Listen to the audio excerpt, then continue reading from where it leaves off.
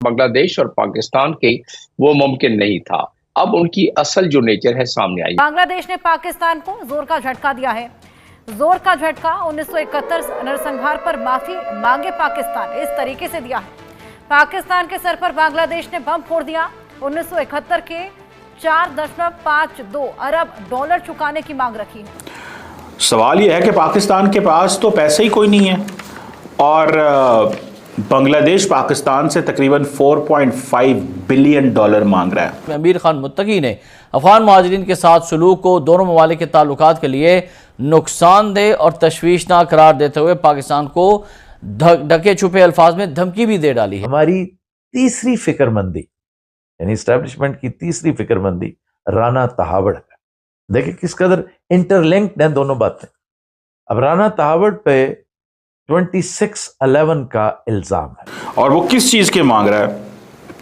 वो कह रहा है जी कि जितने भी वॉर डैमेजेस हुए उसकी कंपनसेशन की जाए। इसको एक्स्ट्राडाइट करके इंडिया भेज दिया गया है।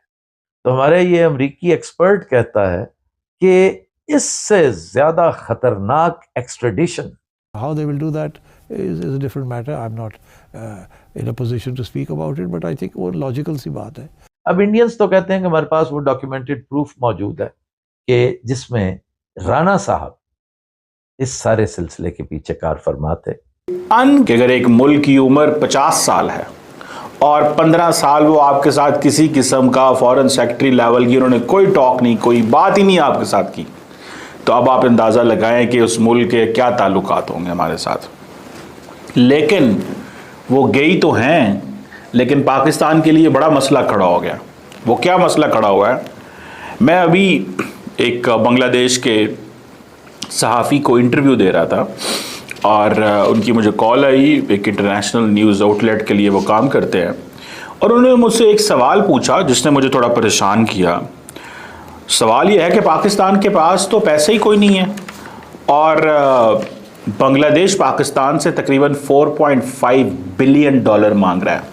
और वो किस चीज़ के मांग रहा है? वो कह रहा है जी कि जितने भी वॉर डैमेजेस हुए उसकी कंपनसेशन की जाए। अराउंड 4.56 बिलियन डॉलर की वॉर डैमेजेस हुई हैं, उसकी वो कहते हैं जनाब आप कंपनसेशन करें हमें। अगर आपको कंपनसेशन नहीं करते तो फिर हमारे और आपके ताल्लुकात जो हैं उसमें वो नॉर्मलाइजेशन बहुत स्लो आएगी। अब मैं आपको बताऊं, जब से ये ताल्लुकात बेहतर हुए हैं, अभी पाकिस्तान के वज़ीर आज़म शहबाज शरीफ की मोहम्मद यूनुस साहब से आई थिंक D8 में मुलाकात हुई थी और D8 में मुलाकात का मतलब ये है कि पाकिस्तान जो है उसने उनको रिक्वेस्ट की कि वो आए पाकिस्तान और मोहम्मद यूनुस साहब और विज़िट करें और ताल्लुकात को नॉर्मलाइज करें, लेकिन वो नहीं आए अभी तक।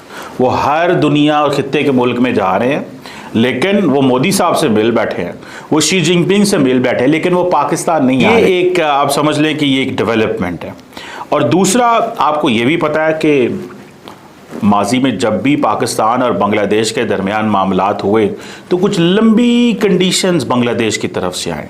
एक तो बांग्लादेश जब हसीना वाजिद हुआ करती थी तो उस वक़्त एक अनकंडीशनल अपॉलजी 1971 की जो वॉर की अनकंडीशनल अपॉलजी, माफ़ी मांगे Pakistan. Will Pakistan ask Bangladesh to forgive us? Bangladesh की जो पिछली हुकूमत थी जो हसीना वाजिद की, उन्होंने तो ये सिंपल कह दिया था कि Pakistan army has done war crimes, और वो एक बड़ी लंबी हिस्ट्री है जिसको इंडिया ने हमेशा सपोर्ट किया और बांग्लादेश का वो नैरेटिव बना। लेकिन अब पाकिस्तान, जाहिर बात है, अब डायलॉग और डिस्कशन और सारा कुछ एक और एंगल में हो रहा है। सो अब आप देखें कि ये जो एक तरफ तो उन्होंने पैसे मांग लिए हैं, मांगेंगे, ये जो मैं कह रहा हूँ कंपनसेशन ऑफ वॉर डैमेजेस, ये जो कंपनसेशन ऑफ वॉर डैमेजेस है ये एक तो ये चीज़ है। दूसरा जो 1971 के हवाले से, 1971 की अपॉलजी के हवाले से कुछ ऐसी चीज़ें हैं जिसके ऊपर बात हो रही है 1971 में। और दूसरा जो जिसे कहते हैं ना कि वो जो 1971 के जो एसेट्स हैं, rightful share of the Bangladesh assets, rightful share, it means कि अगर ये 4.5-5 अरब डॉलर के एसेट्स हैं तो अब आप इससे अंदाज़ा लगा सकते हैं कि पाकिस्तान की इकॉनमी मज़ीद मुश्किल में जा सकती है। अब देखें, अगर पाकिस्तान से हसीना वाजद तो नहीं है, हसीना वाजद होती तो मुश्किलात और होती। आज अगर मोहम्मद यूनुस के होते हुए हालात ख़राब होते हैं क्योंकि पाकिस्तान पैसे नहीं देता, तो बांग्लादेश कहेगा जी ठीक है, मतलब अब आप हमारा जो राइटफुल शेयर है वो भी नहीं देते, आप हमारे जो जिसे वो कहते हैं कि वॉर डैमेजेस हैं वो भी नहीं देते, तो फिर हमारे आपके साथ ताल्लुकात किस तरह के हैं। और ये चीज़ें जो हैं वो आप समझ लें कि ये एक रखना है। और इसी तरह फिर एक रीपेमेंट है फॉरेन एड जो आई थी 1970 में, एक साइक्लोन आया था। सो वो बहुत सारी जो आप समझ लें कि बांग्लादेश के हवाले से बड़े हिस्ट्री के चैलेंजेस हैं जिनको एड्रेस करने की ज़रूरत है, जिनके ऊपर काम होगा। और ये कहा जा रहा है कि ये जो फॉरेन सेक्रेटरी का दौरा है, it is going to discuss everything, हर चीज़ को डिस्कस करने जा रहे हैं, हर चीज़ को, कुछ भी ऐसा नहीं है जो डिस्कस नहीं होगा। Everything is going to be discussed.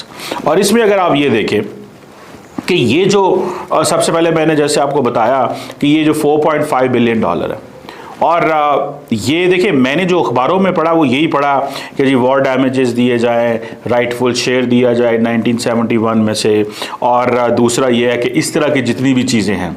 लेकिन ये पैसों का मुझे नहीं पता था। सो अब दो चीज़ें हैं, क्या पाकिस्तान से दोबारा माफ़ी का तकाजा किया जाएगा, और दूसरी चीज़ क्या पाकिस्तान ये 4.5 बिलियन या समथिंग मेरा इसके जो अगेंस्ट अमाउंट है क्या उसके ऊपर बात होगी, ये है सवाल। मैं अगर ज़ाती तौर पे हुकूमत पाकिस्तान में होता तो मैं हुकूमत पाकिस्तान के साथ इनके साथ डायलॉग करता और मैं कहता जी जितने इनके पैसे बनते हैं इनको दें।